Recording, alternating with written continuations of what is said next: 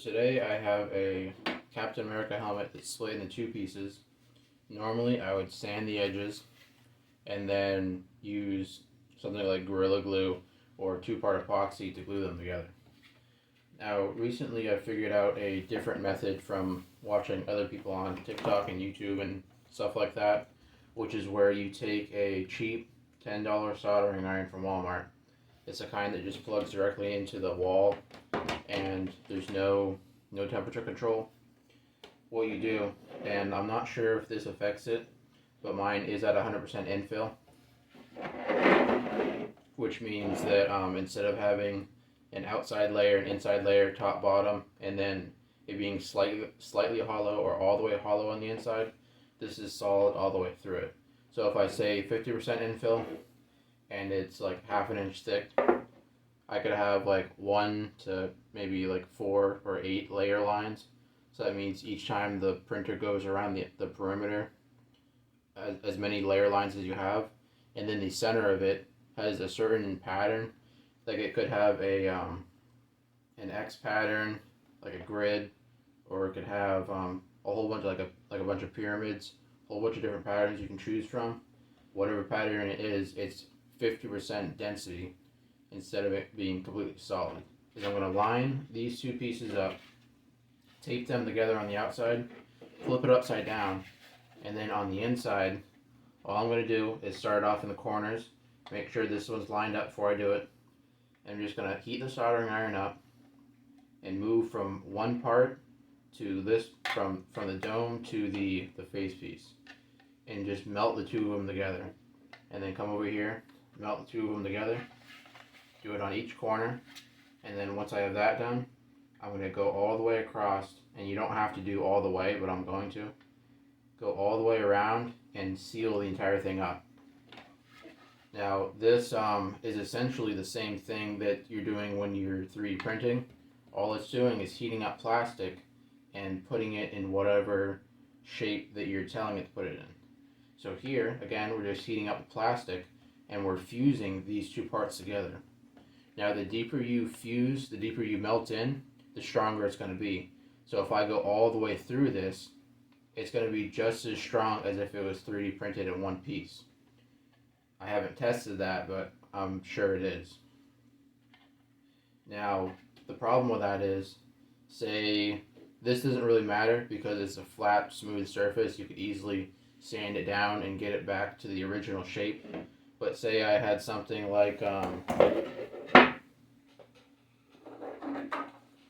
part like this, or something like this, where it's in two pieces and it's very small. First of all, I don't even know if I could do that with this, so let's get rid of that example. But let's say with this, it has a lot of detail on it. Now if I wanted to, just for a rough example, if I wanted to fuse this to this, I don't want to lose any of the details on the outside of this. So I would want to fuse it from the inside if I could, because fusing it from the outside, if I had to like fuse something in here, that would ruin a lot of the details. Now the more time you spend on it, you can get it really, really smooth, but it's obviously not going to be good as if it was 3D printed in one piece. Now what I usually do, so I'm going to fuse the inside of it, and I may or may not fuse the outside, but whatever you do, do not glue it first. For example, I'm sure it's the same with other glues as well. If I was to glue this piece together, and then I didn't have any mask on or anything, which I do have a mask here by the way, I didn't have any type of face or respiratory protection on, and I was to glue this together and then use this soldering iron on it, you're essentially superheating the super glue. I don't know if it says it somewhere on here, but I'm sure it does. And that creates really, really bad smelling fumes. So don't use it on pieces you've glued. If you really needed to do it, make sure you're outside, you're wearing some type of mask that's for that kind of stuff, where it's for toxic fumes. And make sure it's just in a well ventilated area. Maybe you have a fan on you, but don't do it inside your house with no mask on. That's why I'm using the tape instead to hold it in place. Because yes, the glue would hold it in place better, but it's also very bad for you.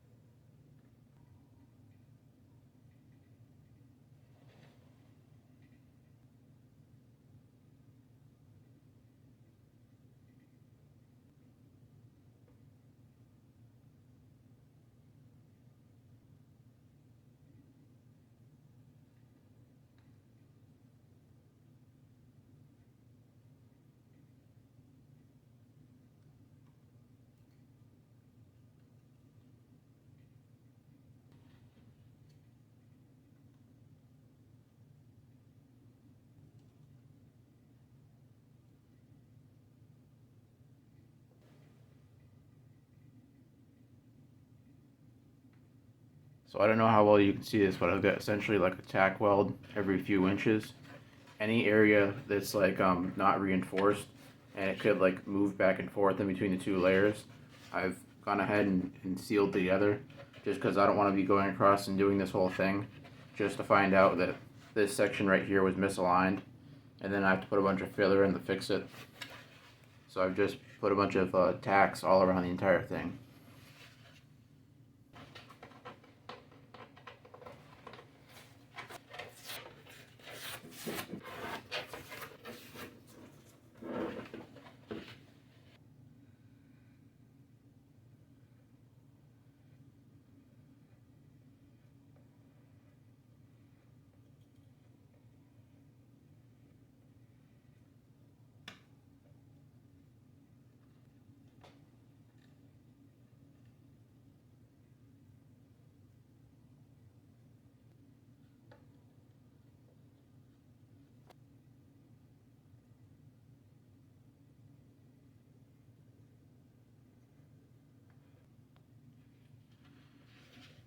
Alright, so I've got this welded all the way around. I pretty much just went from one tack to another. So for example, I had a tack here, just went from there to there, and then went over to this side, went from there to there. The purpose of that is to distribute the heat evenly. Now this probably wouldn't affect it, but if you were welding this with, if this was sheet metal, and you went from right here and just welded it all the way around to the front, it would probably warp a lot and you'd end up having the side of it go like that. And I also, you can't really tell with this, but when I weld steel, I would go up from here, go all the way around to this side, make sure every weld's in the same direction, do the same thing on the other side. Now like I said, you can't tell that with the plastic. I just did it as an OCD thing. So now let's see if this thing actually fits. Now that it's one piece, it won't flex as much, so let's find out.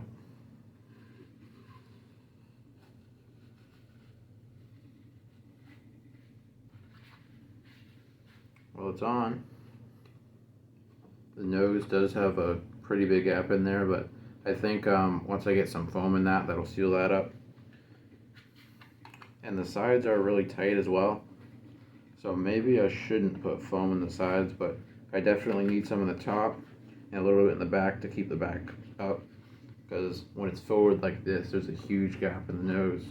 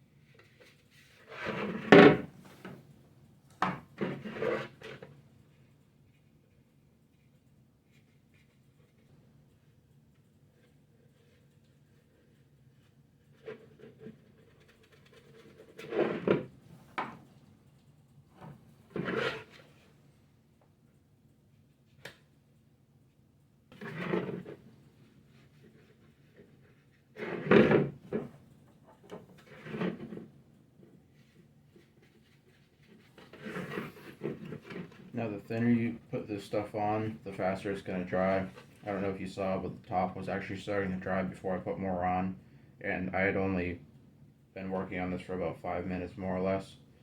If you want to put it on really thick, just make sure you wait like a good few hours, because you could start sanding into it and you think it's dry, but then when you get deeper into it, the bottom's still going to be wet and it's just going to ball up and roll, and that's not really what you want. So make sure it's dried all the way through, and remember, thin layers are better.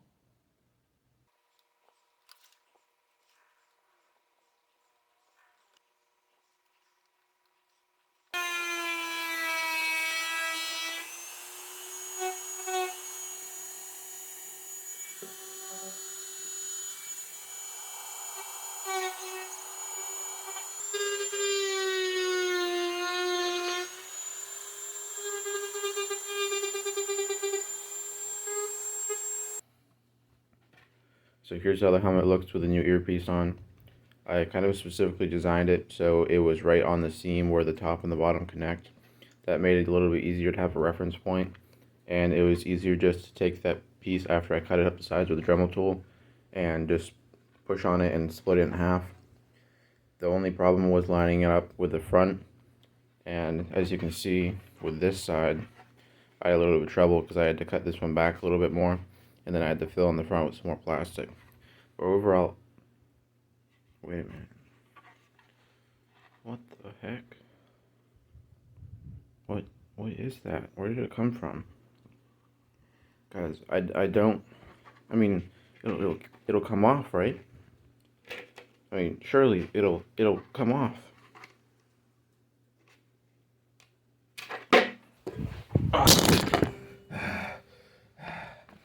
Soon the power of all 6 Infinity Stones will be mine to control.